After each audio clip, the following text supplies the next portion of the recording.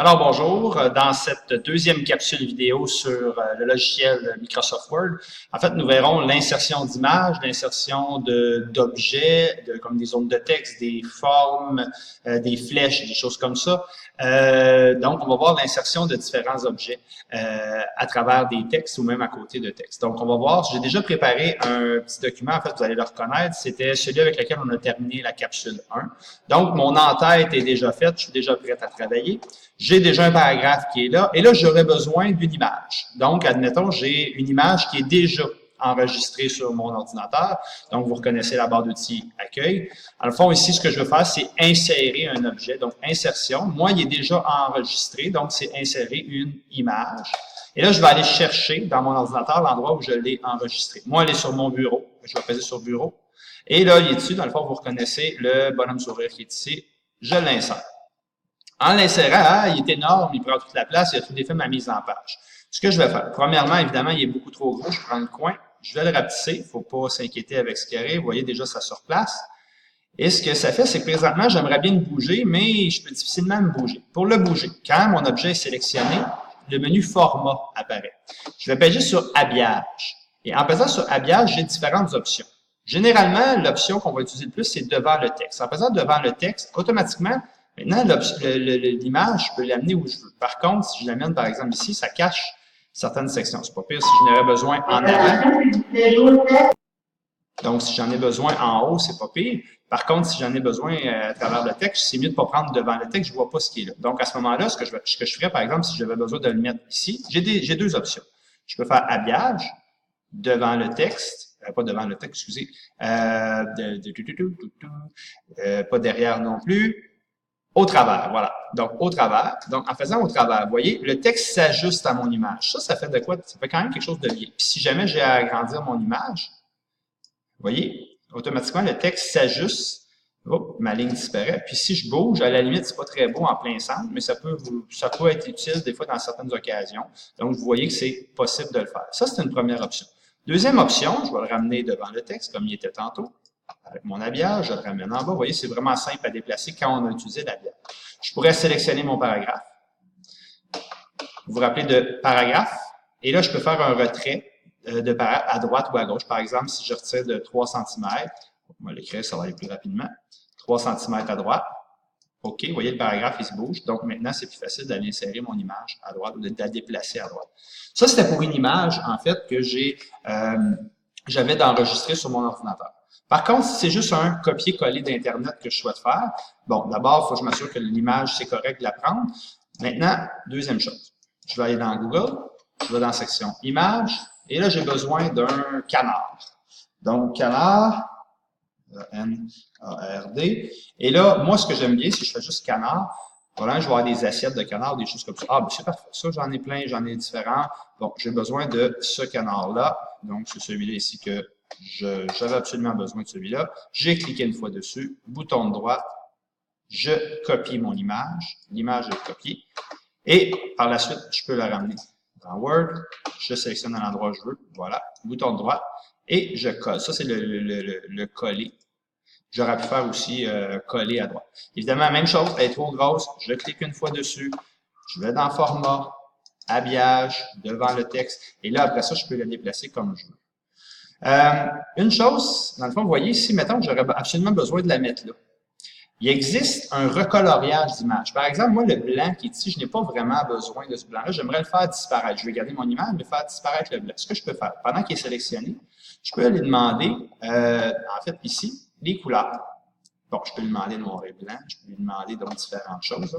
Mais moi, c'est une option, je vous le montre comme ça.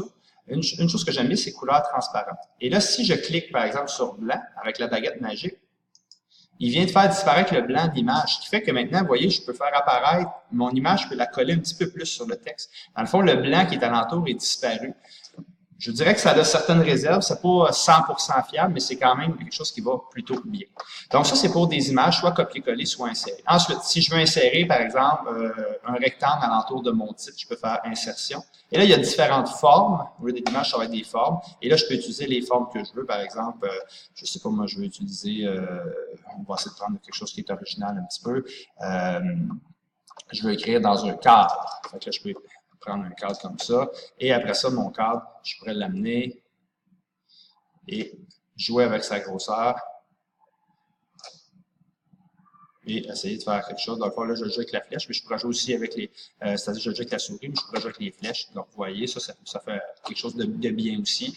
Dans insertion de forme, juste vous montrer, je peux prendre, par exemple, je vais prendre quelque chose qui est simple, une forme comme celle-ci. Si j'ai besoin de l'insérer, je peux l'insérer. Et après ça, je peux jouer avec les couleurs, la grosseur. Donc, le remplissage, vous voyez, quand elle est sélectionnée, remplissage, j'ai les choix de couleurs. Donc, admettons que j'ai besoin de noir, ou pas de remplissage du tout. Donc, aucun remplissage. Là, c'est vraiment vide. Le contour, je peux lui dire je veux noir.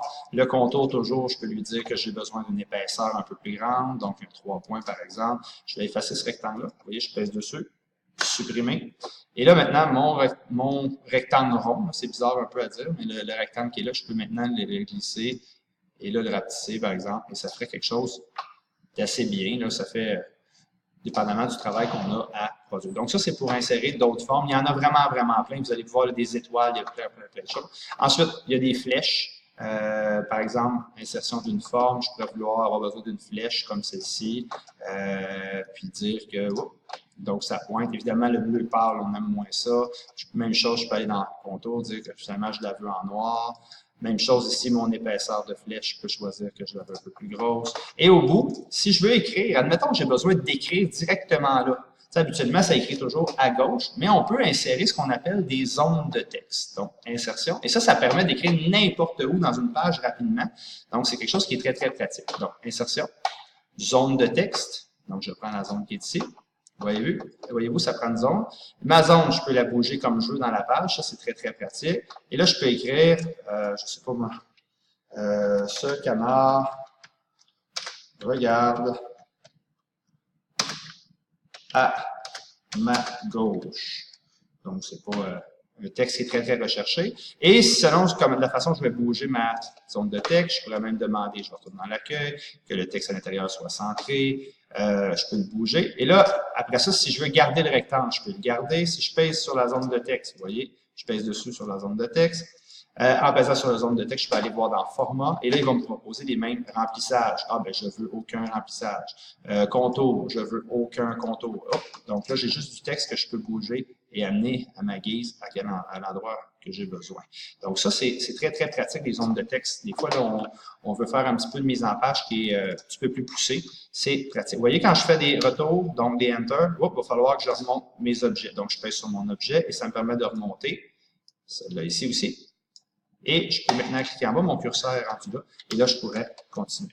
Donc, c'est comme ça qu'on insère des images. On utilise le format habillage. Donc, si je clique dessus, je vous rappelle, format l'habillage.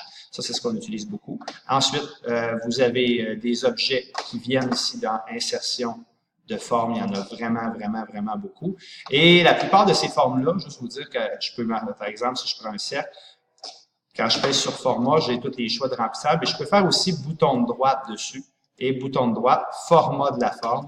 Je vais retrouver, en fait, les mêmes choses, remplissage et ligne. Je pourrais aller jouer là. Moi, j'aime bien celui-là ici, là, mais c'est une autre façon. Je peux effacer ça. Ensuite, c'est pas mal les choses que je voulais vous montrer pour cette deuxième capsule vidéo. À bientôt!